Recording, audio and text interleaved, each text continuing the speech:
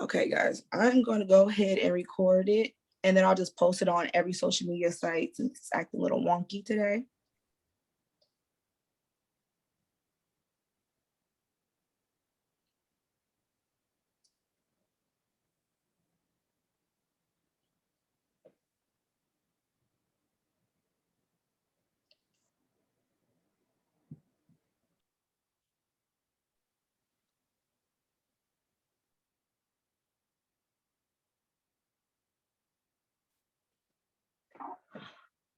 All right, you guys, we are recording. We're gonna go ahead and jump right on in.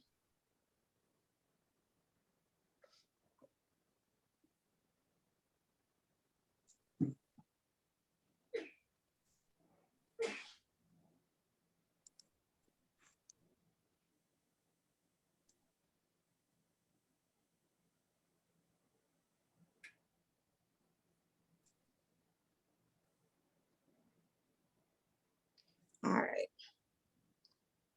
So we are recording, you guys, and here we go.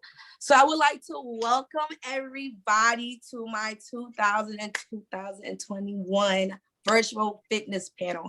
I'm so glad for everybody to be here with us. I have some amazing, amazing people with us today.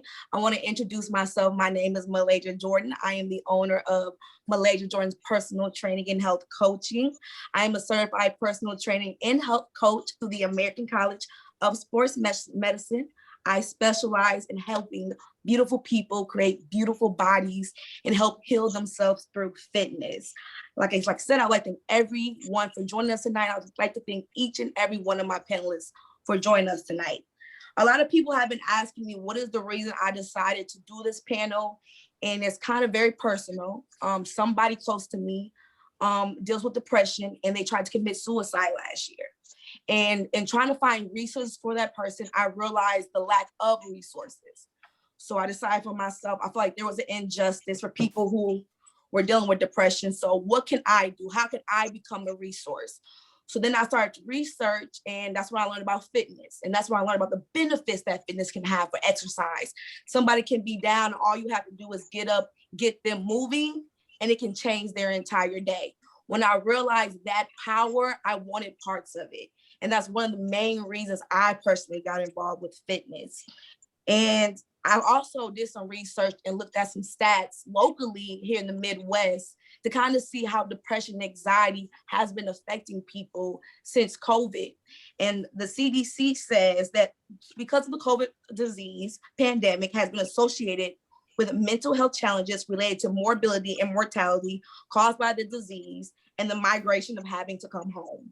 Symptoms of anxiety disorder and depressive disorder increased considerably in the United States during April and June of 2020, compared with the same period of 2019. Overall, 40.9% of people who responded to the survey said they suffer from one mental health or other behavioral health condition, including symptoms of anxiety disorder or depressive disorder. 30% have symptoms of stress-related disorder, and 26% have stated that they have increased in their stresses with depression. So as you guys can see, the stats have gone up since a lot of people have been stuck at home during the pandemic. That's one of the main reasons I invited all my esteemed guests here, so they can give you guys actionable tools to help you push through the remaining pandemic. Because as much as we want this to be over, it's not.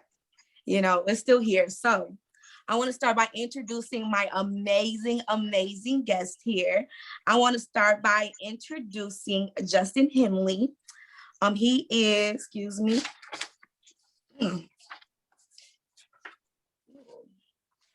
That's not wash your stuff. No, I'm just kidding. We have a Justin Henley, Mr. Just Watch Me Fitness. He is the owner and CEO and head instructor of Fit in the City movement. He also has an amazing, amazing fitness apparel line. So you guys make sure you check that out. Next, we have Elizabeth.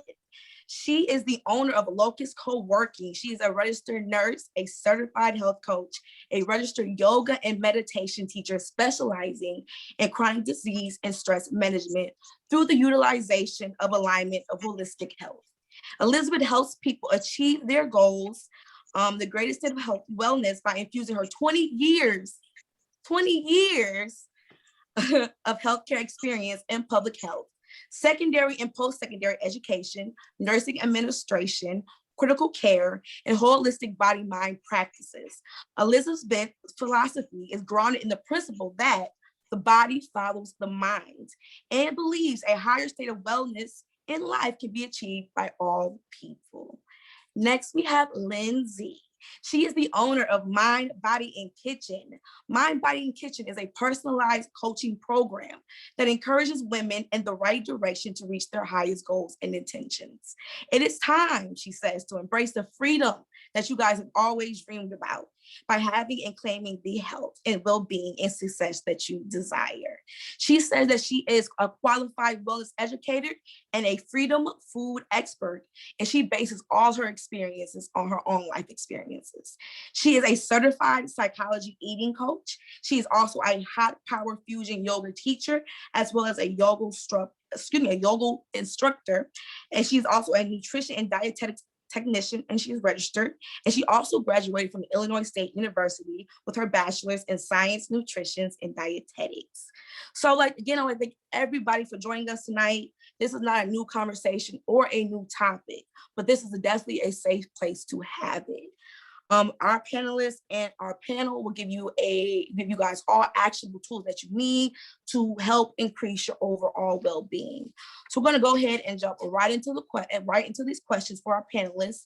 I'll have you guys wait until the end to answer any Q&A questions that we may have. I also will go ahead and hop on live and announce my winner after this for the waist trainers. So to start off with, I'll start out with Lindsey for the first question. Lindsey, can you speak briefly about your wellness journey and how that began and how that influences your current work? Absolutely. Well, thank you so much, Malaysia. And I just got to say, as you were talking, because we know each other from college, and I am just so freaking proud of you. Just all the beautiful things you're doing and the amazing people that you're bringing together through health, fitness. It's awesome. So this topic is really important to me. It inspires the work that I do, and it touches my heartstrings, because we're not just talking about the health benefits of fitness, right? We kind of all know what those things are, but we're talking about the connection between fitness and mental health, which, as you pointed out right now, is huge. So my journey kind of started, I was a competitive dancer throughout high school and college, which means I was very active. And I was also overly focused on food and eating healthy to the point that it caused me even more anxiety. And at times I was isolating myself. And shortly after that, I struggled with binge eating. I was frustrated, anxious, lonely. I felt helpless at times. And so my journey in overcoming that and creating a positive relationship with my body and with food inspired the work that I do today. And it all started when I was in college. I was still dancing, and I started taking yoga classes, which really took my focus, my fitness focus, from perfection and analyzing and judging my body to loving my body. And it also helped with my anxiety because it forced me to be present in the moment. I didn't realize how stuck in my head I was until I was stuck in pigeon pose for 3 minutes and I couldn't get out of my head. So my passion now is really helping people realize that being healthy doesn't have to be a struggle, that it's okay to love food. It's okay if your wellness journey doesn't look like everyone else's, and it's okay to have fun when you're moving your body. So thank you again for having us here tonight. No problem. I'm going to ask that same question to Justin. So Justin, can you speak briefly about your own wellness journey and how you kind of incorporate that in your work? Yeah, absolutely.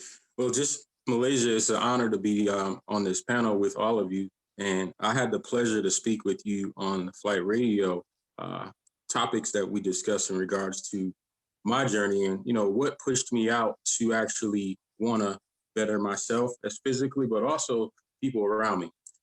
As far as, with the pandemic, what I found is people were isolated. And when you're talking about mental health, it's very important that you surround yourselves around positive, impactful people. That 6-month journey for me specifically, I had to really clone in and figure out, on my fitness journey, did I want to have the quarantine weight take over my my mental state of mind, or did I want to do something to actually elevate myself? So I chose the elevation path. I actually tapped in back to my social media platforms and just started to connect with people socially online. I knew I couldn't be around a lot of people in person. So I just went into this whole like clone in zone and focused in on what workouts would actually be beneficial for me. And then I started to share them on my social media platforms. It's a very powerful tool, as we all know, just like technology here today on our panel. So my mental state of mind was, look, there's 8 hours a day that I cannot be around people. What am I going to do to better my mental stability? So I just formed curriculum-based workouts, which really geared in on those specific target areas. I knew if I didn't do anything about that, that I could essentially put on 20 plus pounds in less than those 6 months. So to take advantage of the social media and also just communicating with others who have the same challenges, started creating different meals that were easy to actually eat, but not also like Lindsey said, she had binge eating challenges. So I had to figure out different meals that can accommodate my lifestyle. Because again, in a 6-month period, 8 hours can become a very long time. When you're looking at 24-hour span, that's a long time to not have physical activity. So the gyms were closed. So that's where I figured out doing different regimens in my own home and also in the parks were my sanctuary. So that's really how my mental state of mind was cleared. I created this curriculum-based workout, which is the Fit in the City movement, and just started to use the social media platform to help inspire others. And that's how it's grown so tremendously. So just to give you that clarity. Thank you, Justin. Thank you. And Elizabeth, can you please tell us a little bit about your wellness journey and how you kind of incorporate that in your work? Absolutely. So again, I'm also very honored to be here tonight. Thank you so much for both Justin and Lindsey for sharing as well. And I think we all have a story, and that's what leads us into the work that we do. And my story is very similar to some of the stories that you've shared. I haven't always been in the fitness industry. In fact, I was probably the least likely to be chosen on the school the softball game or basketball game. But I always had a desire to move. And I started my journey when I was about 19 years old, and I was diagnosed with an autoimmune condition and also chronic migraines. And of course, as a registered nurse, I've been a nurse since I was 19. And so as a registered nurse, you're taught to seek care, seek medication, and that was really going to be the only solution. And unfortunately, I did follow that path for a few years until I started to really take control over my own health. And just in the last 10 to 15 years have I really started to realize the control that we do have that starts with our mind. And my philosophy is that the body follows the mind. And we know that our cells are listening and that our cells are eavesdropping on our thoughts, and it really can direct the course of our health. Now, while there is a place for traditional medicine, there's also a place for us to activate that healing from within us. And I know, Lindsey, you can probably, echo that with the work that you do. And so I help people kind of from a multimodality standpoint, where I bring in my traditional medical training as a registered nurse, understanding pathophysiology of disease, understanding the neurovascular system and how stress really activates these systems, and that turns into disease. So that's one thing that a lot of people don't necessarily understand, but it's only because they're not showed that part of their bodies, is that how stress can translate into disease. And so I started to make a shift where I started focusing more on the prevention, and not just prevention in the simplest terms, but action-based prevention, where we can have sustainable stress management and live a thriving life. Awesome, awesome, awesome. Thank you, guys. We're gonna move right into the next question. I spoke a little bit already about why I kind of got into fitness. Like I said, as far as I had a family member who suffered from depression, and trying to find resources for that person, we got into doing fitness.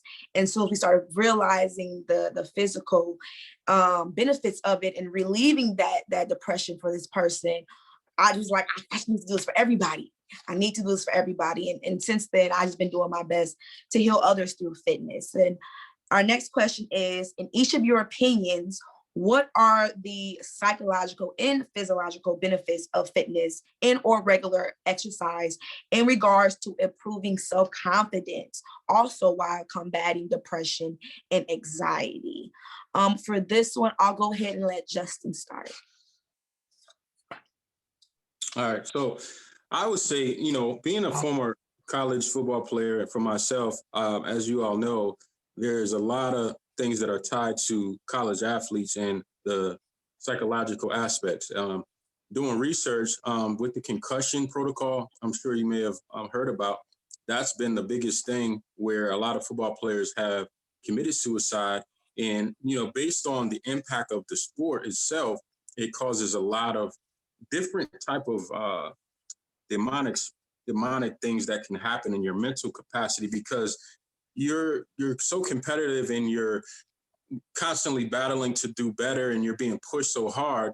At those times of failure, that's when things start to really sink in. So with the psychological aspect of that, that's where fitness can really help you to get over the hump. I know for me, it was training three times a day, doing my classwork. That was a regimen every day. So I had to figure out a balance. I think balance is key when you're dealing with the psychological and the physical aspect of fitness. And just balancing all that, I felt like, those times when I was just not around people, or I was pushed by coaches saying, I had to lose 5 pounds before I check in for the next game. I mean, it's a big strain on you. So just, to break away from all the monotony and have that downtime, really allowed me to really want to better myself and physically and also psychologically. That's where I really figured out this whole aspect of embracing nature. I think when fitness is about nature and the beauty of it.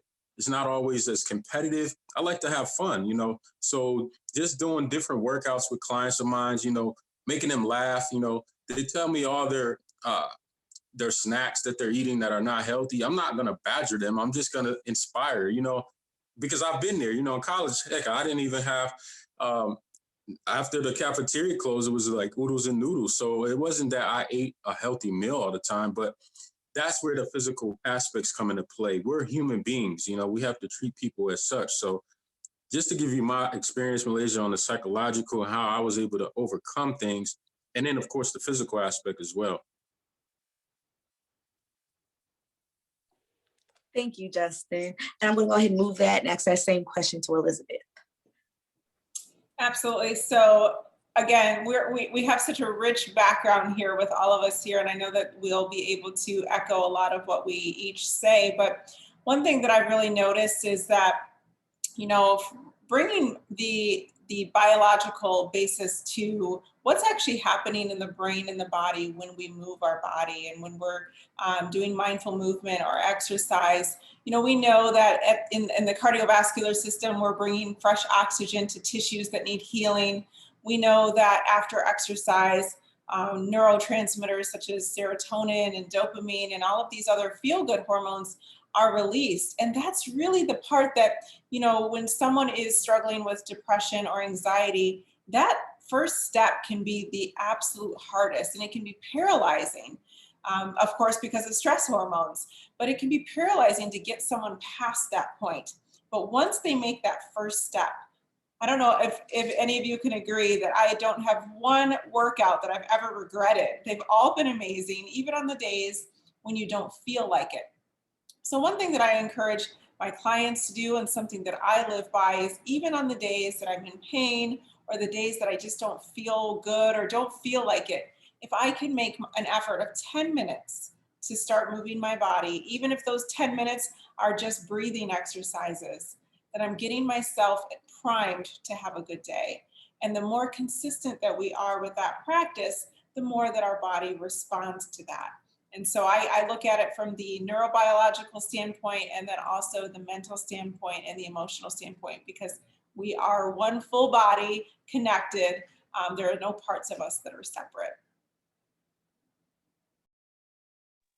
Thank you, Elizabeth. I love that. Lindsey? Yeah, just, oh my gosh, Justin, Elizabeth, both of you, so spot on. I mean, it really is about finding that balance. We don't have to work out 5 days a week in the gym all the time consistently, because maybe that's not sustainable for every person. It's about finding that balance, because our physical and our mental well-being is important to consider. And, you know, just by what Elizabeth said too, going off that, is it can be motivating just by getting started, even when you don't feel like it. It's kind of like a snowball effect. And I don't believe in forcing exercise when the body and the mind truly need rest. I know both of you spoke to that as well, but to get yourself out of that hole, sometimes you just have to do it, and it feels so good after. These past few months, I mean, I struggle with seasonal depression, but I think for me this past year with COVID, it's like times 10. It's been really, really hard. So even if I just get up and turn on music and start dancing, not only am I moving my body, but it's boosting my mood. And we just got a rebounder, a mini trampoline. So I'm just jumping. And when you're stuck in a rut, when your body's in a stress response, everything kind of shuts down. And just shaking your body, getting all those jitters out, not only does it like move your body, stimulate those organs that are kind of just sitting there, it just moves that energy through. So whatever negative energy or stuck energy, stress energy you need, just moving the body. So if you got to get up and dance, dance. If you need to go run in circles, run in circles. Like, it's, at the end of the day, it's about choosing movement that inspires self-love and gratitude. You know, feel so grateful that you have a body that can move. It's not about judging it or punishing it or shaming it. Just love your body and move it. Thank you, Lindsey. I agree with all of you guys, and I thank each of you guys for elaborating on that point here. I agree with you. Whenever I'm dealing with a client, whenever we set a goal and they hit it, it just does something for them. It does something for their confidence. It does something for their mood. It shows them that they're able. Whenever I'm working with a client who lets me know that they're dealing with a mental issue, you know what I'm saying? I always tell them, make that issue fight for a spot in your life. You know, instead of damaging yourself in the other way, let's do it a productive way by working out. So there's so many benefits and positive benefits that can come from exercise. You could just be in a bad mood, but once you get up and you get moving your body and you start pushing yourself, then that's when things can change. So I think it's very important for all of us as fitness professionals to let our clients know that, yeah, you can lose weight, you can do all these things, but there's so many other benefits that comes with fitness. And that's the big thing that a point that I want to come across with this panel, is the fact that if you're dealing with depression, or you're dealing with anxiety, and you're like, well, I feel this way, there's no way that I can work out. Lo and behold, that one thing could change your life. That one thing could change your mood. That one thing could change your decision, you know, or it could be a great outlet for you to take the pain or whatever you may be feeling out on. So that's what I believe are all the best benefits when it comes to fitness and using it to build self-efficacy. So my next question can each of you talk a little bit about specific ways that you and your brand advocates for self-care? For this one, I'm going to start with Elizabeth. And could you repeat that question for me, Malaysia? Yep, no problem. How does each of your brands advocate for self-care? Absolutely. So, the foundation of what I teach, I work with individuals, but I also work with organizations to help them develop sustainable stress management within their organizations. And really, I talk, someone will come to me and they'll say, oh, I want to lose weight, or I want to, get help with anxiety and depression, or maybe I need to find a new career and I'm not sure what I should be doing. Well, they come to me with those goals, but I always talk about that it's a mindset shift. And I tell them that the biggest change that they're going to experience is with the way they think. And at first they're like, okay, whatever, but how do I lose weight? What are the calories I need to eat? What exercises do I need to do? And I always say the byproduct of changing the way you think is your goal. So the byproduct is weight loss when your cells are aligned with the way you're thinking. And in that process, one of the first questions that I ask clients is, what do you currently do to care for yourself? Asking them on a specific level, what time of day do you set aside for yourself? What are your thoughts in the first 60 seconds of your day? And really getting them thinking like, oh, wow, you're right. I really I thought I was doing that and I'm really not doing that. So getting them to focus on the way they think about themselves. I know Lindsey, you kind of you shared that too about, respecting and showing grace for the bodies that we have. And instead of being angry that we have pain or a limitation, giving ourselves the ability to say, wow, I have the ability to breathe. And with that breath, I'm able to nourish my body, and my body does things for me that I don't even have to think about. And again, when we start that perspective shift, get them thinking about how caring for themselves is going to have that natural byproduct of the goals that they wish to have, that's where the real change starts to happen. Thank you, Elizabeth. I'll go ahead and have Lindsey answer that question. How does your brand advocate for self-care? Yeah, well, I'll just try to keep it short and sweet because I could go on and on and on. So really self-care, it's not something you do, it's something you embody, right? I mean, just as Elizabeth said, it's how you care for yourself, and you got to make you a priority. Because if we walk around saying, I don't have time for self-care, I don't know how to do self-care, it's not about that. It's just about putting you first. So a lot of people, it's like promoted all over, it's advertised, and it can look like indulging and pampering yourself with a hot bubble bath. Like, that's a small part of it. But therapy is self-care, crying is self-care, setting personal boundaries is self-care. Resting your body and your mind is self-care, nourishing your body, your mind, and your soul, discovering new things about yourself, that's self-care. So it can be fun, and it can also be hard work. And it's, at the end of the day, it's about giving yourself what you need, which isn't necessarily what looks good. It's being honest with yourself, practicing self-awareness, being curious about who you are and respecting yourself. It just comes down to allowing yourself to be you. And if we don't include self-care and self-love on the journey towards health, and we become too focused on the physical parts of us, then we risk neglecting our mental, our social, and our emotional aspects of well-being, which is why we're all here talking today. So yeah, self-care, make you a priority. Awesome. That was perfect, Lindsey. That was great. So Justin, how does your brand advocate for self-care? Yeah, well, so within my platform of my boot camp that I initiate with my clients, I decided to actually roll out a 30-day challenge. So we actually set goals in that duration of our workouts. And in those goals that we set, I set aside, of course, outlining those guilty pleasures. I mean, so we all know as a fitness enthusiast, I mean, we have those cheat meals that we just can't get away from. Now, beating up on our clients is not what we should always do, right? We have to reinforce positivity, and that's providing self-care as well. But what I do state is, hey, listen, within your first maybe 1 or 2 weeks in the boot camp, if you lose 1 pound, then we can actually celebrate that pound into a self-care, type of a regimen. Maybe it's they get to have a day off where I might have them on a 3-session workout, but maybe I say, okay, I'll give you a day off for yourself to recover. Maybe it's not that we're going to do weight training for that particular session, and we may do like a cardio boxing drill, or maybe, it's just reinforcing the workout. So it's not as strenuous for them, but they actually see the value in it and they're really appreciative. And then again, it's just having talks with them. Maybe I'll focus in on meditation after workouts. So I add different regimens to my platform for them to really see the holistic part of working out, not just the physical aspect. So I think within that, the self-care is provided to them and they actually can take it away and they push harder moving forward. Thank you, Justin. Thank you. That was perfect. As far as my brand, how do I advocate for self-care?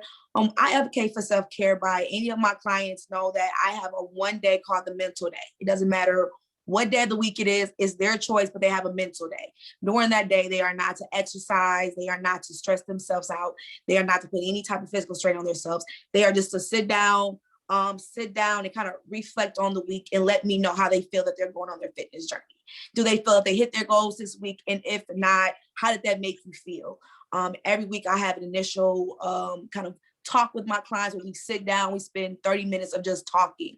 How do you feel like this program is going for you? How are you feeling? How is your life going? It's about going beyond just the professional the part. Is about going and really being part of these people's lives, really investing in them. So I make sure I invest in all my clients by one, make sure they have a mental health day, and two, by just talking to them. How's it going? How's the kids? How's the husband? How's your support system? Don't have one, that's okay. That's what I'm here for. It's about offering that support to everybody who comes to me.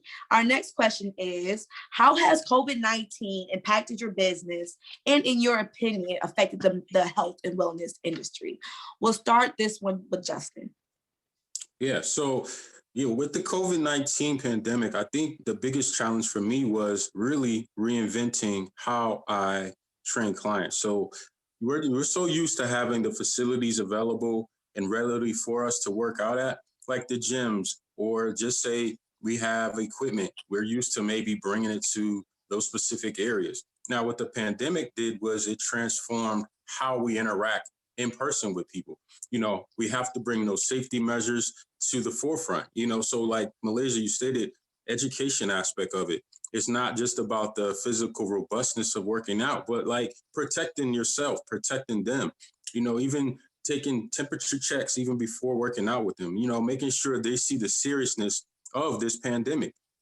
If they have small children, even ensuring in them like, hey, we're in an big open space, so they can run around, they can, exercise while the parents are being trained. So I think, like I said, it's a whole mind shift, how we utilize open space. Really, the pandemic opened my eyes to how that had to really operate. I literally took about a month before I actually rolled out my movement to understand the concepts, understand, some people are very private and they don't want to be around a lot of people, even like body types. When you're talking about like different weights of clients, some of them feel a little bit embarrassed because they're like, wow, I'm not used to being outdoors where people see me working out. So I just had to really, reinforce to them their end goals. How do they want to feel? This pandemic is not going away. So it's more so like letting them know that you're there to coach them through the hard and the tough pains. But, just seeing that whole 360 of how most of the people who were in the best physical shape really had to focus in on recreating ways to make their fitness journey more pleasurable, and it's not like that beating up your body every day. Like you said, Malaysia, you have to have those mental clarity days. You have to have those like pamper days. I mean, even if that means you like give a client like a gift card to their favorite spa. I've increased my going to the spa as well, getting massages. So it helped me to do better for myself. These are things I didn't do before the pandemic, but I take time now to do them more, and then reinforcing it for clients to do as well. So I think that has really inspired me through the pandemic with the COVID, and I've stayed COVID free, thank God, doing it. So I just, if that gives you more clarity. Thank you, Justin. I'll go ahead and answer this question as well. How's COVID-19, like you said, it has changed the way that we interact with our clients. Where I'm so used to being there, they're so used to me being there. We're so used to feeling each other's energy, feeding off of each other, just being there. Now you had to step back and kind of figure out a different way of doing that while keeping everybody safe. So it was definitely a challenge, but it was a blessing because it forced us to become creative. Now I'm working on online studios. Now I'm reaching farther than I've done before. Instead of staying, here with people, I'm able to reach people all over the nation. So, it has its advantages and disadvantages. As far as how I feel that it impacted the health industry, I did feel that it made some people, a little bit more afraid to be around people and interact. But I think it made health and wellness more at the front line. It made people realize that anything can change the state of your health. Whether you have control over it or not, anything can. So while you have control over it, do what you can to take care of this machine that we're in. So next, I'm going to go ahead and ask Elizabeth that question. How has COVID-19 impacted your business? Oh, Malaysia, you took the words right out of my mouth. I was like, wow, that's exactly what I was going to say. You know, really I also, Justin, I know you said you took like a month before you rolled out your program. I remember, you know, when I found out that all of my speaking engagements and all of the places I was going to be working with organizations were canceled. And I sat at my desk and I said, now what? Now what am I supposed to do? And I had a moment where I was like, but this is my purpose. This is my life purpose. Like, I'm not going to just go do something. This is my life's work. And, you know, with much diligence, I developed, you know, the ability to work with organizations virtually, even though, just like you said, Malaysia, there is something about the being in the presence of people and feeling their energy, moving with the flow of the room that I miss desperately. I mean, that's where my bread and butter is, because I'm so passionate about helping people. But in the good side of things, I also have been able to reach organizations that normally I'd have to, you know, book a 3 or 4 day trip, and now I can speak to their organization, and in the afternoon I can still be at home. So there are benefits. We've been forced to be really creative in the way that we connect with people, but that does not go without saying that I am looking forward to eventually being able to be in person again. Amen to that. Go ahead, Lindsey. How has COVID-19 impacted Mind, Body, and Kitchen? Yeah, I agree with all of you. I kind of had to take a step back and, you know, focus on me and process everything that was going on before I took the next step forward to say, okay, how can I use my creativity and make the most of this situation? So similar to Elizabeth, I've had more opportunities to do things online and kind of push myself out of my comfort zone. Teaching yoga online, so bizarre at first because you're not in the room with bodies, you know, touching, feeling, eye contact. It's like so different, but it's taught me a lot as a yoga teacher. So I've been able to work with different organizations, exploring new ways to collaborate and put programs together for people. That's been really cool. And I did develop an online course. So that was totally out of my comfort zone because I'm not techie at all, but I did, and I focused on binge eating and emotional eating. And I know we're talking about fitness, but on the mental health side of things, you know, to help people with their anxiety, improving their self-worth, helping people not feel so alone if that's something they're struggling with. And then the wellness industry as a whole, I mean, I think people are just taking a step back, or I hope people are taking a step back and being more aware of their physical health, their mental health, their emotional well-being, and sort of embracing the journey. I know a lot of people in my world have been embracing it and just taking it day by day, and that's all we can do right now. Yes, yes, yes. So last question I have for you guys for the night is, how can we prevent isolation and social distancing from reducing our commitment to living a healthier lifestyle from day to day? I'll go ahead and let Elizabeth start that one. That is a tough one. So depending on your personality type, some of us thrive in group settings and some of us recharge alone. I always say for work, I can be that person and be in the group, but then I got to go home and seclude myself for 3 days. But really what I think is most important is, you know, 2020 and obviously into this year has really been an opportunity for something what I call the rubber band test. And the rubber band test is, you know, it came to me in an idea when I was cleaning out my desk and I found a stash of rubber bands and I was like, oh, sweet, rubber bands.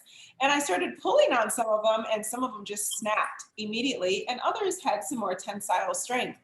And I feel like that's exactly what people have gone through, myself included, in this past year of the pandemic, is that we don't even know how resilient we are until we're tested.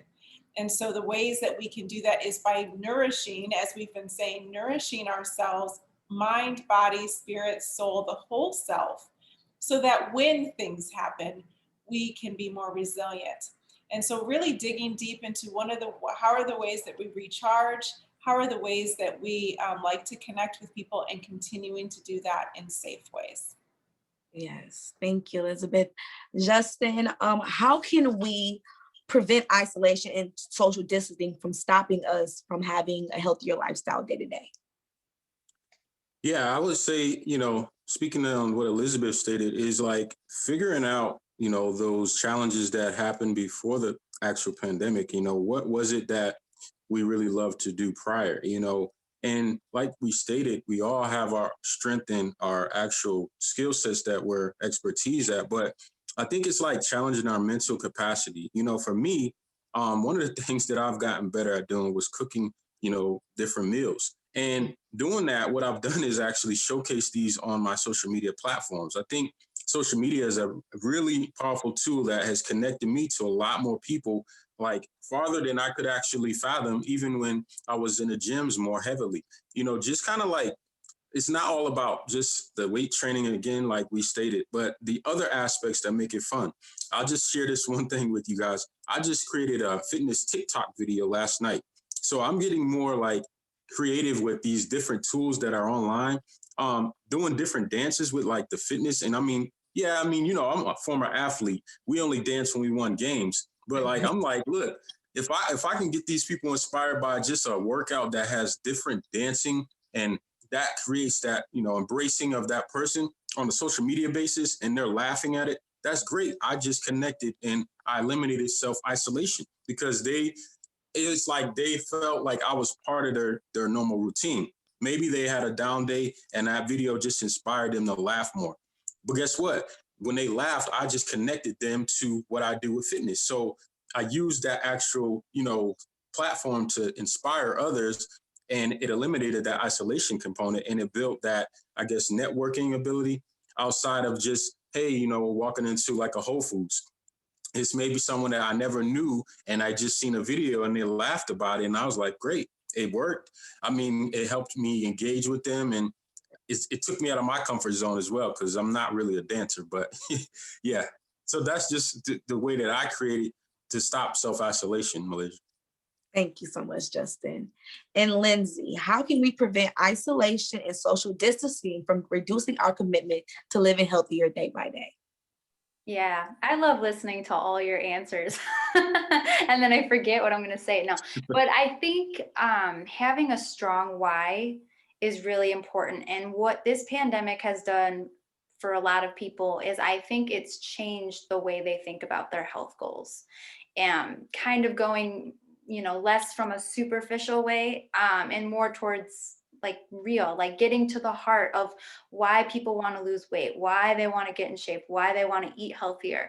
Because what I would hear a lot of times from people is that, oh, I got to lose weight for this wedding, or I really want to lose weight for such and such. I'll be happy when. And now that we don't have all these events, we're not around people as much. So there's kind of that barrier that people can hide behind. But when you have a really strong why, why you want to feel good inside and out, it doesn't matter if we're social distancing and people aren't seeing our day-to-day actions. It only matters how you feel about what you're doing day to day. So knowing your why and going after your goals, not from a place of fear, but from a place of love.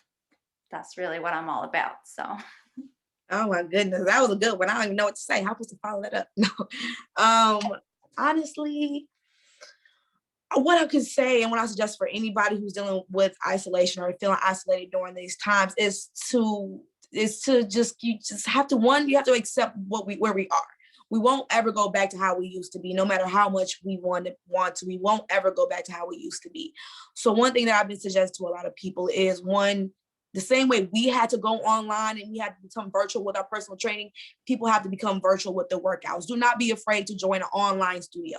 Don't be afraid to reach out to an online coach. Don't be afraid to reach out to an online fitness group. I know Mind, Body, and Kitchens offers that. So don't be afraid to reach out to people and still find some ways to connect. It might be weird with 100 different people on Zoom and everybody's jumping around and doing different things, but you can still get on there, and it still feels good to know that at least somebody else out there is trying just as much as you are. At least somebody else is out there jumping around in front of a camera just like you are. So do not be afraid to go out and try to find different outlets that you can somehow reach people. And like Lindsey said, find your why. Find why it is, what it is that's motivating you. It has to be something bigger than, like she said, a wedding or something like that. You have to know your why and what it is that you're doing. So that concludes all the questions that I have for my wonderful, wonderful panelists. I want to thank everybody for coming out tonight. Before we go, I want each of you guys to just talk really briefly about your brand, your website, where they can find all your social medias. And we'll start with Justin. Yeah, thank you again, Malaysia, and all the panelists for this opportunity. So my social media platform is at Just Watch Me Fitness. You can find a lot of my virtual workouts on that platform as well. My website is justwatchmellc.com. Also, we'll be launching a partnership with Malaysia that we're going to work on with a podcast component that helps with wellness and fitness. So that's going to be coming to BA. I also have, like she stated, a fitness line. As you see, this is one of my fitness brands, Just Watch Me. We have the men's garments, the hoodies. We have the female legging compression gear. So, and we also have the fanny packs and water bottles. So part of my platform, when they join the boot camp, we provide them those physical clothing as objects, because you want to make them feel a part of the movement, not just from the workout standpoint, but embracing them in the actual culture of clothing. So thank you again, Malaysia, for this great opportunity and being on your panel, and look forward to future opportunities. Thank you, Justin. Elizabeth. Hello again. So the easiest way to find my contact information is my website, which is elizabethpriller.com. And so I have two brands. I have the consulting and coaching brand, Elizabeth Priller Consulting. And then I have the physical space that I just opened this past December, which is Locust Co-working and Wellness Space. And it was actually on my vision board for 2020 to open a wellness center. And then like 2 weeks later, the pandemic hit, but I did not lose sight of that dream. And so this is the only wellness-based co-working space in the tri-state area. And so it's kind of nerve-wracking to be the first and the only, but at the same time, very exciting to bring this service to the community. So it's not only a space where people can rent a desk space, but they're renting a desk space in a wellness-based studio. So we have aromatherapy. The place is filled with plants. My neighbors think I have a jungle here. I think they actually thought I had a plant store. I think that's what they thought this was going to be, was a plant store. But we have aromatherapy, meditation, yoga, wellness workshops. And so it's helping people feel good in their mind and their body while they do their work. Thank you, Elizabeth. And Lindsey. Well, that all sounds awesome. And Elizabeth, what a dream. I mean, good for you. So you can follow me on Facebook and Instagram at Mind Body Kitchen. My website is mindbodykitchen.org. And that's it. Short and sweet. One day I might have an official space, but right now everything's online or in person. You can find me in Buffalo Grove, Illinois. Hit me up. Thank you, Lindsey. And you guys can find me at Malaysia Jordan on all social media platforms. You can visit my website, www.malaysiaspersonaltraining.com. I am working on launching an online dance studio, which I'll be teaching dance, cardio, So I'm super excited about that. Be watching out. Like Justin said, we're working on our own little talk show that we're working on. So I'm super excited for that. Other than fitness, you guys can catch me every Wednesday on Flight Radio 105.7. Have to plug that in there. And yeah, so we want to thank everybody who took the time to watch this live and to watch this recording. And if you guys have any other questions, do not be afraid to reach out to my esteemed panelists via their platform. So you guys have a blessed night. Thank you guys for watching. Bye, guys. Thank you, everyone. Thanks. Thank you. 1 minute. Okay. All right, you guys, I'm going to go ahead and I recorded this whole thing. I'm going to download it to my computer and then I'll just send it to everybody's email address. I think I can fit it in, not I'll send it via some other way, but I'll send it all over to you guys. And I'll also post it on my Facebook and my YouTube. So I'll go ahead and get that done, you guys. Thank you guys so much. I appreciate you guys. Thank you, everyone. No problem. Have a good night, guys. All right. Same to you.